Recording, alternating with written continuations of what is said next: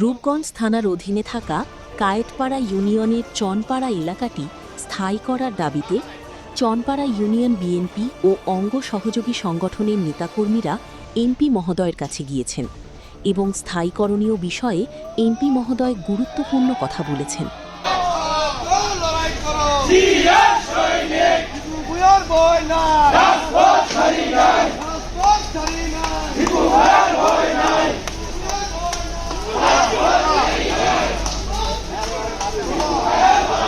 এখন আমরা মেজর যে কাজটা করেছি সেগুলো চনপাড়ার দীর্ঘদিনের দাবিতে হলো ওরা থেকে বসবাস করে এই জায়গাটা যাতে তারা পায়।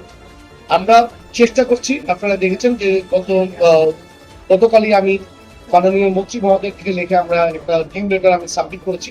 ইভেন ওইখানে দেওয়া হয়েছে শুধু জমি বরাদ্দ না, এখানে যাতে ওরা যদি অ্যাপার্টমেন্ট বানাইতে চায় অথবা তারা যদি তাদের বসস্থানের জন্য যদি তারা বাসা বানাইতে চায়, ওইটার জন্য আমি ওয়ার্ল্ড ব্যাংকের সাথে কথা হচ্ছে, ইভেন রাজুকের সাথে কথা বলে এডিবির সাথে কথা হচ্ছে, যাতে তারা সফট লোন অথবা যাতে এই লোনটার মাধ্যমে তারা তাদের বাসাটা বানাইতে পারে, ওইটার জন্য আমরা চেষ্টা করছি।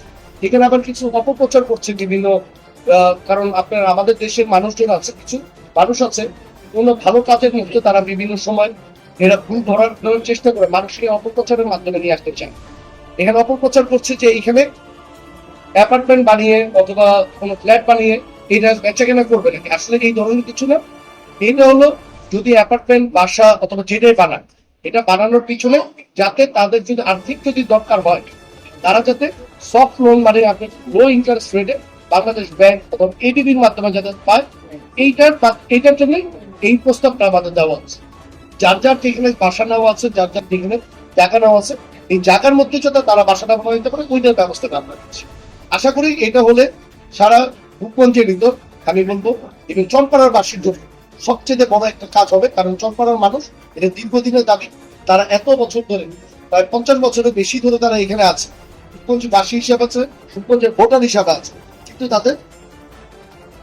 তাদের যেখানে ওরা বাস করে ওই জায়গাটা তাদের নামে নেই, এটা ঢাকা বাসার নামে আছে। ওইটাকে আমরা চেষ্টা করছি যে আমরা এই জিনিসটাকে তাদের যাদের এত বছর ধরে আছে তাদের জায়গাটা যাতে তারা ফেরত পায় ওইটার জন্য চেষ্টা করছি। চনপাড়া তো যেটা আমরা জানি সন্ত্রাসীদের অভয়ারণ্য, সন্ত্রাসীদের বলে আপনি কি দেখলেন? আমি আপনার সাথে এই কথাটার সাথে দ্বিমত। সন্ত্রাসী জায়গা চনপাড়া না, চনপাড়ার লোক হলো ঢাকা শহরে ম্যাক্সিমাম জায়গার কর্মের জন্য চনপাড়া বিখ্যাত। আমি বলবো সকাল হলে আপনি ফজরের নামাজ পড়ে দেখবেন আপনি হাজার হাজার লোক চনপাড়া থেকে আপনার যাচ্ছে হলো ঢাকা শহরে কাজ করবে।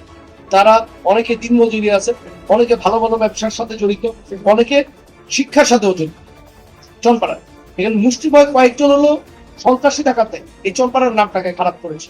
আমি বলবো বিগত সরকারের সময় এই জিনিসটাকে তারা ইচ্ছা করে যাতে মানুষজন জিম্মি হয়ে থাকতে পারে, এই যে 42,000 ভোটার আছে, এই 42 কি আপনার তার চেয়ে বেশি আর একটু ভোটার সংখ্যা যারা আছে তারা যাতে জিম্মি করে রাখতে পারে তাদের এই ভোটের জন্য, ইভেন তাদের জিম্মি করে রেখেছে তাদের মিছিল মিটিং এ যাতে লোক দেওয়া হয়, এই কারণে তারা এই কাজটা করছে। চনপাড়ার লোক আমার দেখা সত্ত্বে রূপগঞ্জের খুব ভালোভাবে করে চনপাড়ার লোকরা থাকে, এবং চনপাড়ায় গেলে আপনার কাছেও ভালো লাগবে যে ওরা দিন মজুরি বলেন যে কোনো পেশার মানুষ আপনার চনপাড়াতে পান, এবং তারা খুব ভালোভাবে কাজ করেন।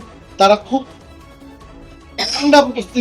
সম্পর্ক সারা বাংলাদেশের মানুষ সেইখানে বাস করে, ইভেন তারা যাতে সুস্থভাবে যাতে থাকতে পারে, কারণ তাদের জেনারেশন কয়েক জেনারেশন হয়েছে আমাদের তারা।